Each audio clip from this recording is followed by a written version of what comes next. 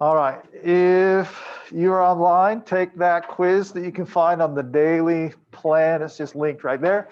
Reaction types and practice. Go ahead and pause it because we're going to move on. Come back when you're done with your quiz. All right, 76%. That reminds me of the number of trombones that led the big parade. Anyone get that joke? No, you don't. Okay. The Music Man, the start of that play, they all march out. 76 trombones led the big parade. Da, da, da, da, da, da. Okay, shut up. Were none of you in that play? Spencer was. Okay. My child was in it, but he was little, so maybe it's outdated. Yes. What do you mean? Because he's talented and wonderful in every way and is going to destroy you in the mile. Okay, moving on. Destroy me? What was that? You know, I was sitting here trying to think, I'm pretty bad. But after talking with Bella and practice, I realized But they're done. okay. They ain't beating me. I'm so confused. They're not built like me. Okay, single replacement reactions. Oh, you said Bella. Yeah. I just heard blah or something like that. Okay, single replacement is the answer. If you see a lone element on both sides of the arrow, it's a single replacement. All right, sure. Oh, never mind. Okay, good job to all those people. Double replacement, if every single thing's a compound, it's a double replacement. This one usually is low. It is a combustion reaction. Combustion always has C's and H's, always has just O2, then CO2 and H2O. Composition, good, it only has one product. Decomposition, it only has one reactant. Okay, down here, if they are all compounds, they are double replacement. There's a single, sorry. It's kind of tricky because you can't subscript in Canvas. So it might look a little odd, but I2 and H2 are lone elements. They're diatomic, but they're still just an element. So that would be a single replacement. Then a composition, another composition, and then a combustion. Okay. I was hoping to be above 80, so we're kind of almost there. Let's see if it changed. Oh, that was the wrong direction, Tom. Let's unrefresh that. Usually, this one, as Jared would say, is light work on the test. You knock it out in 30 seconds, and then you get ready for the math. So please study. Remember, you can use your periodic table, your naming schemata to do that. Okay, any questions or confusions on any of them? All right, what? I've left that person alone for months. I don't even want them to know I read their email. This person signed up for driver's ed a year and a half ago and then did like 2 assignments and then asked for an extension. And I gave him an extension. And then he didn't do anything. And then I closed that class out. I told them December 31st of last year, last chance. Or no, it was November because it was when second try was going to start. I said, because I've moved on. I'm in a whole different class of driver's ed now, like a whole different one. Anyway, so it's closing out this. After this, the class won't exist. So if you're not done, then you'll have to redo it. So like December 3rd, hey, can I get in an extension? And I'm just ignoring it. And no, like I gave you a year and a half. And he's kind of a punk, so I don't really want to drive with him anyway. Moving on. Okay, that was recorded. That was useful time. All right, if you looked at the daily plan, you would see today, yada, yada, yada, do a few practice problems, and then cover 8 and 9. But in this hour, I don't know how far did we do any of the practice ones? Not practice. Did we wrap up the page 7 at the bottom? We probably didn't. Bottle bewilderment. Yeah, definitely. Yesterday, I had you do a practice problem first, then the lab, and so we were way behind every other hour with that format. So let's look at page number 7 together and figure out how to figure this out.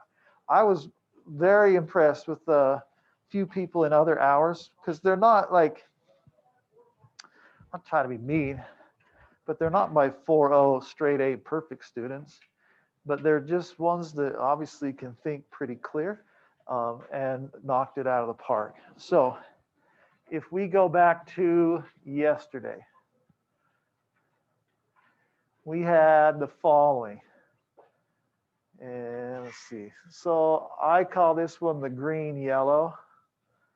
Some kids did not like that, but just go with me. This one was yellow. This one was orange. Was B and D brown or C and D brown? All right, so this was brown. And this was gold. Did I miss any of the important colors? 1, 2, 3, 4, 5. There's lots of whites, maybe a pink because of some mixed up stuff, but those are the ones we care about. Okay, now I'll just flip back and forth. So what you then should do, if you write the formulas of what these are in the squares, it works a lot better. So if I look at the bottom of my instruction sheet, which I know you don't have, but green yellow tells me it is AGI. All right, then yellow, that means it's PBI2. Brown says it's AGOH. Orange is HGI2. And gold, HGOH2. Whoops, there's parentheses right there.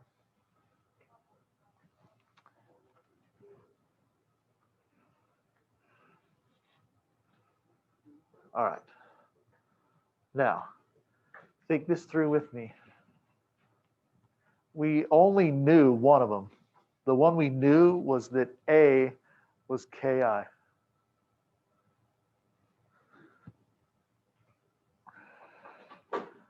All right, now you don't have to write it here. You're going to write it eventually lower. But Ki plus something made AGI. Now, AGI cannot be made from Ki unless there's something else. What am I missing? Ag. So that means bottle B had to supply the Ag to the reaction, correct? Okay, so bottle B has Ag in it. We know it based on who came to the party. So if you look up here, we know these are the bottles. So we would find the one that has Ag in it. So this would be bottle B, AgNO3. So this is Ki, AgNO3. Be honest, raise your hands if at least the logic of how I found that made sense. Okay, that's good. Now, was anyone wondering? Well, I haven't written it yet, so you're probably not. Oh, that's all together, so forget it. Here we go. I'll just thin this up. So we knew this was AgNO3. Now, is there any problem with this reaction as I wrote it? All right, what happened to the KNO3? I like that. Like that could have been in a movie. Well done. The KNO3 is the other product. Okay, and this is the example when we talked about spectator ions. These are the two that kissed at True B. These are the ones that watched and really did nothing. Okay, they are the spectator ions. Okay, now, we'll write this eventually, but you don't have to write it here. Let's think, will you have a discussion with your lab partner? What do you think bottle C will be then? Bottle C, you have this, I'll come back to this. What one of these do you think is bottle C? Think it through. That's not an answer. What? What? I didn't hear you.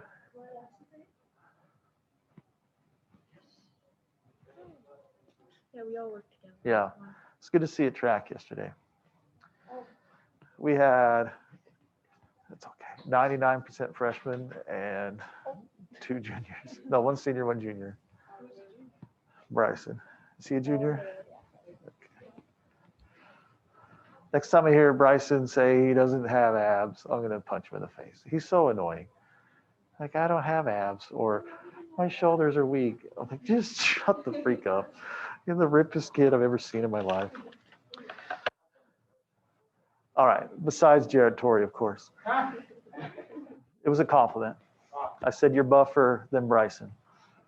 Lloyd, what you've been drinking? Wow. Captain Positive over there can't even agree with that statement. Strong. Oh, okay. What do you think C is? Did anyone know? Kennedy Vaughn knew. Kennedy, what was C? Lead acetate. Anyone else have that? Okay, good. So we would know this is PB. Oh, this is a long one. C2H3O22.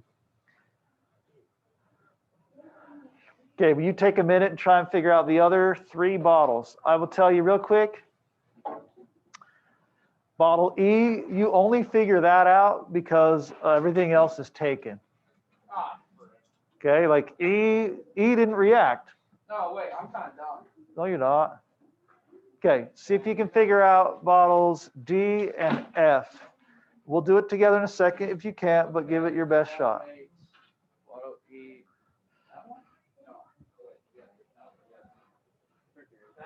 Hey, good to see you, my friend.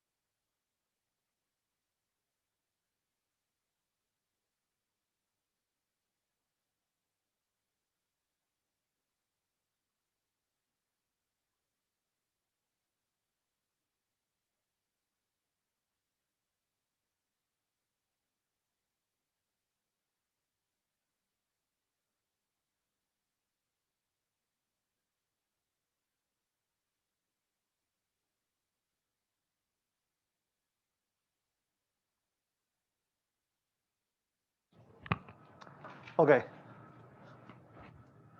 here we go.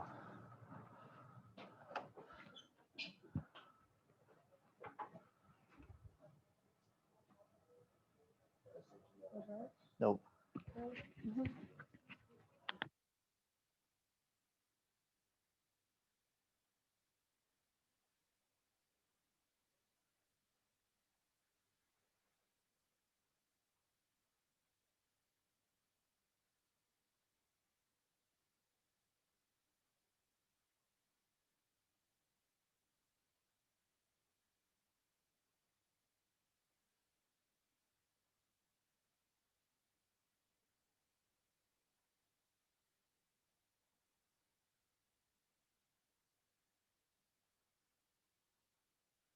All right, here we go.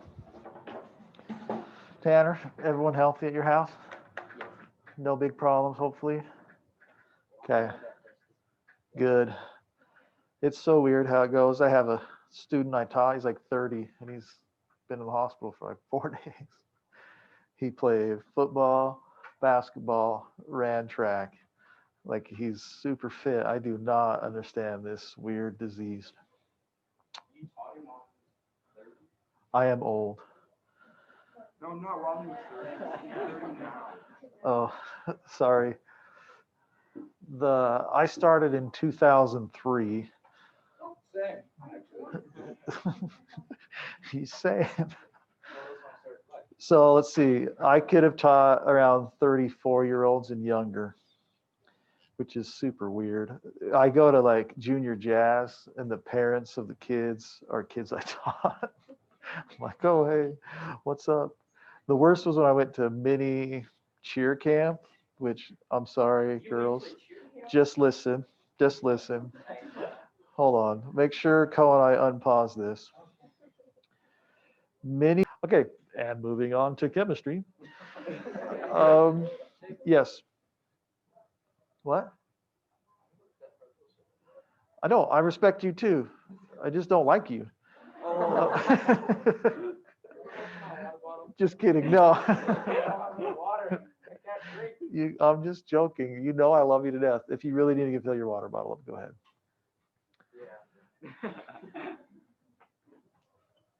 All right. Hopefully we have those. All right. Now let's knock this out. I am not going to make you do all these because we just need to move on. We're running a little behind everyone.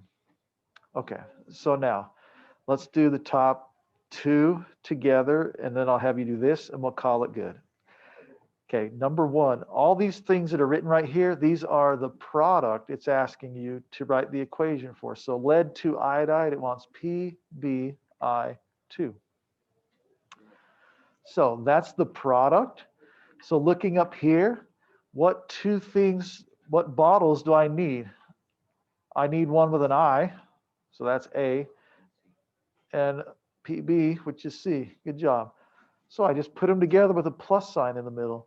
So Ki plus PbC2H3O2 goes to PbI2. And then, as my good friend Kennedy would say, well, what happened to the potassium acetate? Right? Right? Yeah, you bet your acetate. Never gets old. Okay. I said my joke never gets old. The majority of my YouTube videos that I record and I use the word acetate in, they get flagged for potential inappropriate language or whatever. Okay, then you got to balance it.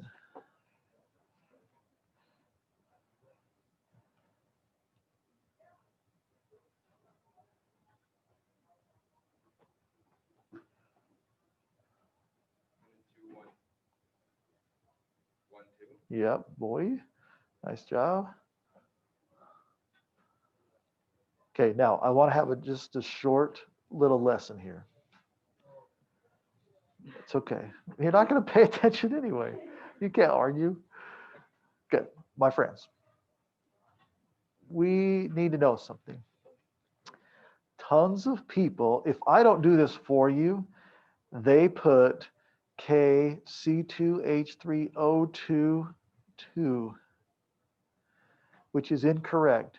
They do it because that's the way it is on this side. All right, good. The lesson I want you to remember is that this 2 does not belong to acetate. The 2 belongs to lead's partner. Okay? It's like you were dating and lead let you borrow its car. Well, after you break up, lead doesn't usually let you borrow their car. That would be awkward. All right, so remember, the subscripts come from the partner, not itself. So that's why this 2 does not exist. That's why this 2 did exist. Okay, ready? Silver iodide. We have Ag. Uh-oh, my slate's bogging down. That's an Ag.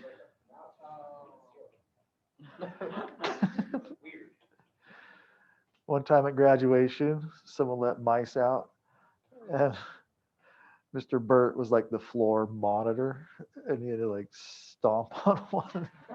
And I think it was him. It might have been a different guy, but I'm pretty sure it was Burt. Just had to kill a mouse right in front of people, and they're like, ah!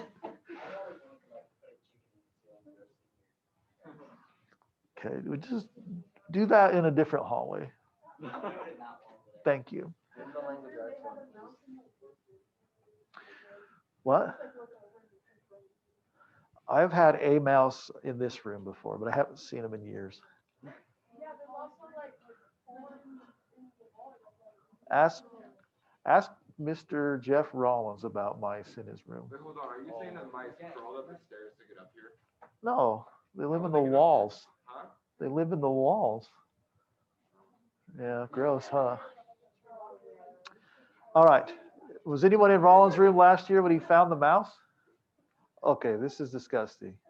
He's on vacation, so I better tell you. And yeah, I know we're behind, but okay, and back to chemistry.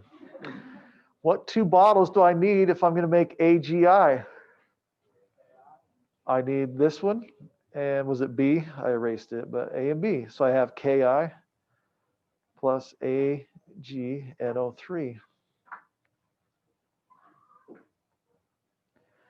This one's pretty easy to balance. It goes with one of my stupid sayings.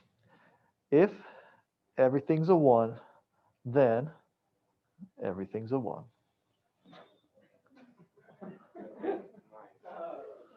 You're welcome. What's the other stupid one I say? How dare you? How dare you? Hey, there's too many to choose from. It is, if something changed, then something changed. It makes sense in chemistry.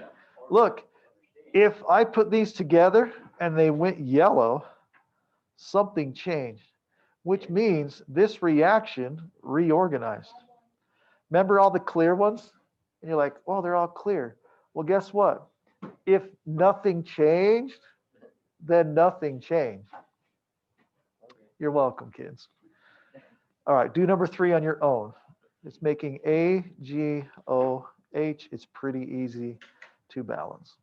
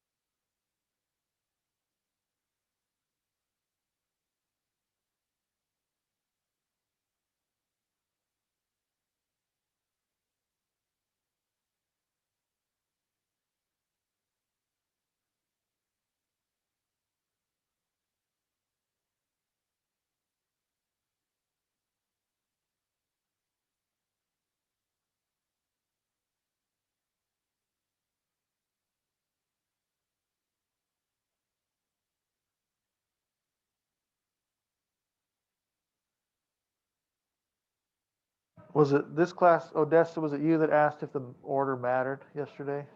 Yeah, so if you write it different order, does not matter at all.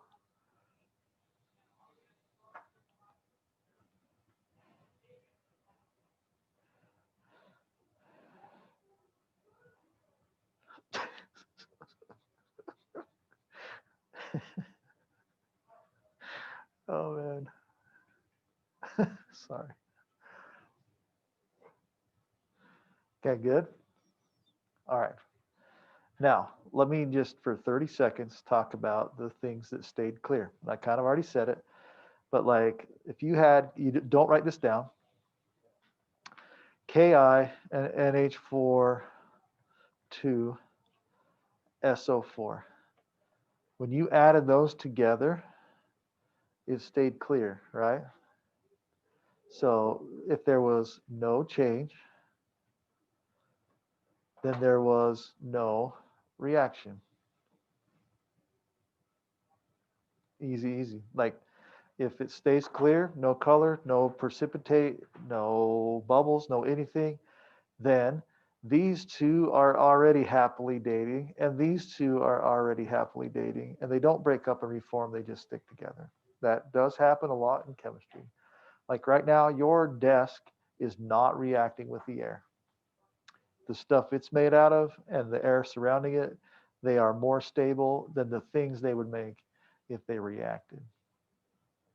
Okay, that wraps up bottle bewilderment. That lab I love. It gives you a lot of practice in double replacements. It gets you thinking about reactions switching, and it makes you kind of reverse engineer. If you know A and C, it helps you find B. Yes? So when you said that it was not reacting with the air, does metal constantly react with the air? Yes, it depends. Not every metal, but most metals. So especially iron. So you've heard of galvanized steel, like what fences are made out of. So that's mostly steel in the middle, and that's mostly iron, which is very reactive. I mean, relatively. So what they do is they galvanize it, or they put zinc on the outside of it, just a zinc coating. That's what kind of gives it that like weird splotchy look. And now the outside is zinc, and zinc is not a very strong metal, but when it reacts with oxygen, it doesn't weaken like iron does. So eventually it goes a lighter gray, and now you have zinc oxide on the outside of the metal. Inside you have just the nice, pure, strong iron. So yeah, they all do. And that's like these legs are painted. These have probably a chromium finish on them so that can slow down the rate of reaction. Good. When you weld, um, things almost, if you're just dealing with straight steel, it'll rust pretty quick. So you know you want to polish that off and spray paint it or something pretty quick to prevent that. Okay, turn to page 8 and 9, and for real, we're going to blow through these. I know I never do that, but today is the day. All right, page 8 and 9. We ready? Energy is the ability to do work. More simply, it is stored work or work in action. Kinetic energy is energy something possesses because of its motion. It is the energy of motion. The faster the speed of the object, the more kinetic energy it has. Okay, skip down to the next paragraph. Potential energy is the amount of energy stored in something because of its relative position. Now, don't really worry about this part either. All right. In chemistry, we don't really care about like position. We're going to care about the energy stored in chemical bonds. So like when you drove your car here today, you put gasoline in it. The gasoline is made out of C8, H18. And what we do is we put in a little bit of heat and we break this apart and it gives off energy. And we use that energy to move our vehicles. So we're breaking bonds to produce energy. We take potential and kinetic, turn it to kinetic. Okay, there are several types of ways to express energy. Some examples are chemical. That's the energy stored in chemical bonds that can be released with the change in electron orbitals. Mechanical, that's the ability to do mechanical things such as raising or lowering, expanding or contracting. Now, many of these we can use to do work or change from one to another. So we can use chemical energy to have mechanical energy. Number 3 is nuclear energy, and that's when matter is converted to energy, usually in the form of radiation. So we have E equals mc squared. Electrical energy is expressed in the flow of electrons from one place to another. And that's what we use as a battery. Like it takes advantage of that. We have chemical energy that we convert to electrical energy. Electromagnetic, that's when light is in the form of the electromagnetic spectrum, such as visible light. Or sorry, when energy is. And then heat, the energy is contained by the rapid speed of molecules or atoms in motion. All chemical reactions involve some sort of energy change as the bonds change between them. Sometimes energy is released. Is there anything on the notes below this on that page? Okay. Released, you should remember, means it's exothermic, or energy is absorbed. Have we talked about that before, actually? Are these new words? Yeah, actually, yeah, I probably have not talked about them. No, we did. When we did the dissolving stuff. Okay, sorry, I'm losing my mind. Okay, energy is absorbed was endo. So released means it exit, absorbs means the energy enters. All right. Energy changes are evident in chemical reactions when potential energy in chemical bonds is changed in the following ways. First, light is given off.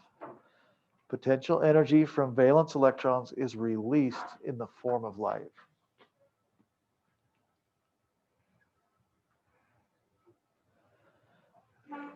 Now, we've seen these before. These were the things that showed us a reaction happen. Did I skip something, Ethan? Okay. Next, gas or bubbles is given off. That indicates an increase in the kinetic energy of atoms as it's changed to a gas. Remember that the state, gas, liquid, solid of a molecule depends on how fast it's moving. The increased kinetic energy of the molecules can also be changed to mechanical energy. All right. So when we drive a vehicle, we have a chemical reaction, and it takes a liquid and converts it to a gas. We trap that gas in cylinders, like pistons and cylinders.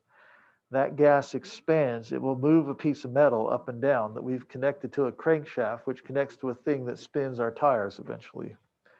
So really, it's just a chemical reaction that takes a little bit of liquid and converts it into a large volume of gas in a trapped environment. And we use that to move up and down to create mechanical energy. It's pretty ingenious, honestly. Okay, electrical potential is release of chemical bond energies to cause the flow of electrons. Temperature change, and then here it is again. There are two types: exothermic, where chemical bond potential energy is released. All right, you feel heat given off, and endothermic. So when I lit that table on fire the other day, most of you probably couldn't feel it, but I guarantee, Amber, you could feel heat, right? It gave off quite a bit of heat. All right, so we would say that burning of the isopropyl alcohol was an exothermic process. Then an endothermic process, right now, if most of you probably, when you touch your desk, it will feel cool. And that's because your hand is losing energy to the table, meaning energy is given off from your hand.